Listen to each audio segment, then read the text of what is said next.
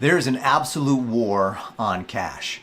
And there's been a war on cash and its equivalents for many years, in fact, decades. If we go all the way back to the early 1900s, there was a war on gold. The government didn't want average, ordinary guys like you and me to have anything to do with possessing gold and silver. They found a way to move us all away from gold and silver into paper money, and then from paper money that was backed by gold in the 1970s to complete fiat currency, which is backed by nothing except the good faith of the government. Now we're seeing a war on cash itself as we move from cash into a digital currency.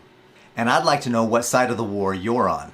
Welcome to the channel. My name is Paris Clough and this is Financial Self-Reliance. I absolutely love helping people manage, protect, and grow their money.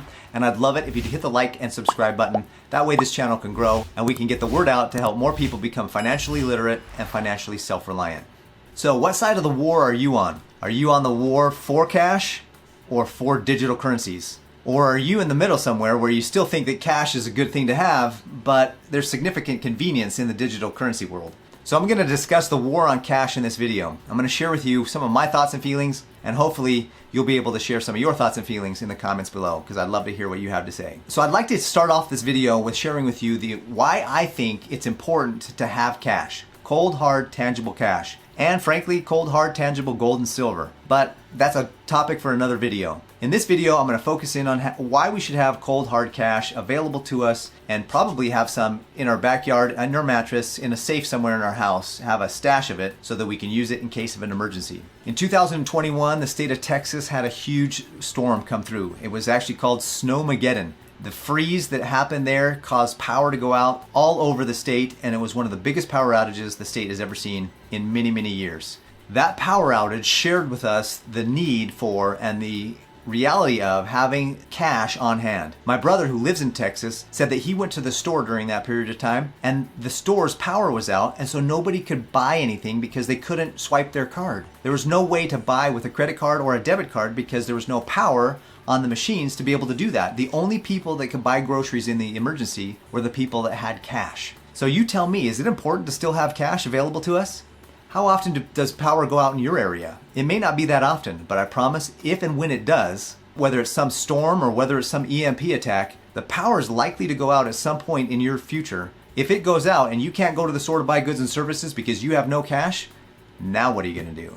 So I hope that I've given you a good argument for why we need to have cash, why we still need to have a store of cash and have cash be a part of our lives. Now let's talk a little bit about the digital currency. Digital currency is so convenient. It's so easy to be able to swipe that thing and just be done with it and have it all electronically just do its thing. And you swipe the card and money gets transferred to their bank account from my bank account and everybody's happy and it's super easy. You don't have to carry around big old wads of cash in your pocket.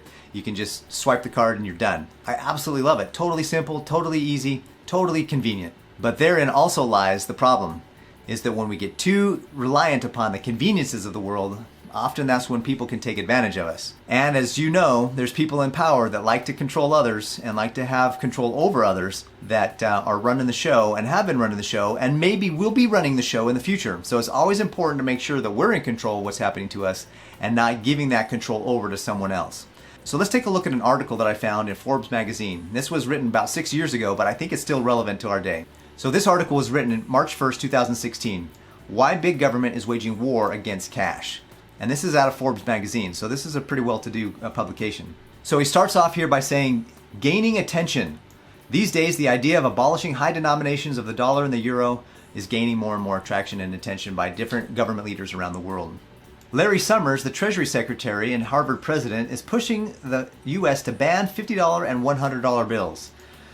And I can kind of empathize with the reason why they want to do this is because they say here, the ostensible reason is to help fight against terrorists, bribers, drug dealers, and tax evaders by making it more inconvenient for these bad guys to move around and store their ill-gotten or illicit cash.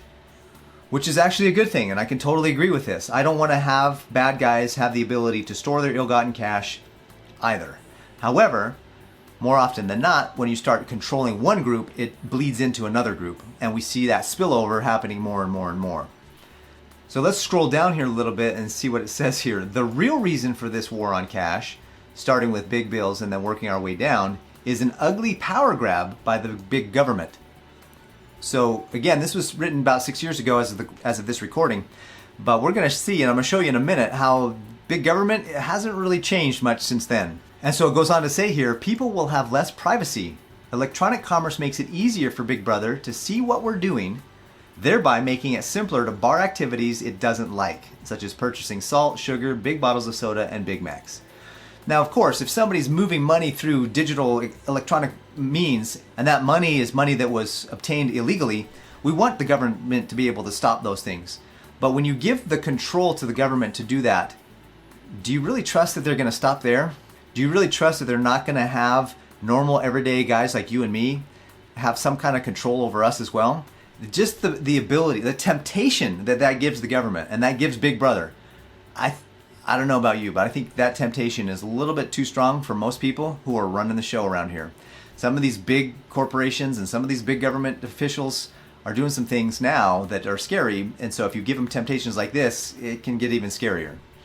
Scrolling down here a little further, it says, "We kid you not, the highly credentialed author of a paper advocating the prohibition of large currency denominations declared, introducing negative interest rates would create a powerful incentive to hold deposits in cash, most likely in higher denominations. Eliminating high denomination notes so that saving in cash was more inconvenient would mitigate this problem." And then it says here, manipulating the value of money and controlling interest rates is their desire, but it never works because money measures value and it's a tool for commerce and investing. So I'll tell you that there's a desire here for big governments to be able to control interest rates and control how the money is valued, and manipulating that. Anytime government uses words like manipulation and other things like that, it starts to raise some red flags for me. In fact, I don't know if you're aware of this, but in 1970 they created what's called the Bank Secrecy Act. Well, that just doesn't sound good. The Bank Secrecy Act. What secrets are they holding? What secrets are they hiding? What is the bank keeping secret from us? And so this Bank Secrecy Act, also known as the Currency and Foreign Transactions Reporting Act, was created to prevent financial institutions from being used as tools by criminals to hide and launder their ill-gotten gains. So what does that mean basically for you and I? Well, if you go down to the bank right now and you either withdraw or deposit $10,000 or more dollars in cash, you're likely going to have what's called a suspicious activity report filed on you and your transaction. Now, the bank teller's not going to tell you this is happening. In fact, the bank manager's not going to tell you this is happening. And quite frankly, I don't think they're allowed to tell you that it's happening. And they're encouraged not to tell you that it's happening so that you're not going to be deterred from doing it. See, they want to know if you're a criminal or not. So if you're doing something for $10,000 or more, you're clearly going to be a criminal. So they need to do this suspicious activity report on you, even though you're probably depositing the money from some business that you have that's legitimate, or you're pulling the money out to go buy a car or some big item that you need to buy that's more than a couple $1,000s. If it's my money and I have the money in there, let me do with it what I want. Quit trying to tell me how I can move and transact my business. If I have $20,000 or $30,000 and I want to go get the cash out for something, let me do it. Why do you have to report me in some suspicious activity report, and now I have some investigation started on what I'm doing with my money and my life? I'll just tell you right now, when Big Brother gets involved, bad things can happen. Did you even know that there were suspicious activity reports? See, one of the things that I have to do every year as a licensed professional is I have to do what's called an anti-money laundering course. So I've known about suspicious activity reports for many years.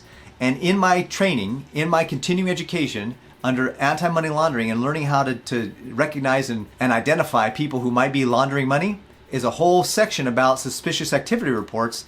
And it literally says, if you suspect somebody is doing something illegal, you should fill out a suspicious activity report and then do not notify the person, and you submit that to your compliance department, your legal department, your managers, whatever at the bank. So I don't know if you knew about this. Put a comment below if you knew about the suspicious activity report or not, but I'm telling you what, I don't want somebody else telling me what they think is suspicious about what I'm doing with my money. So just so you don't think that this is something that's happened in the past, let me just talk to you a little bit about something that happened last year, or almost happened last year. The Biden administration backs down on tracking bank accounts with over $600 annual transactions. So if in 1 year's time, you're going to do a transaction that's more than $600, you are now going to be tracked by the government and the IRS.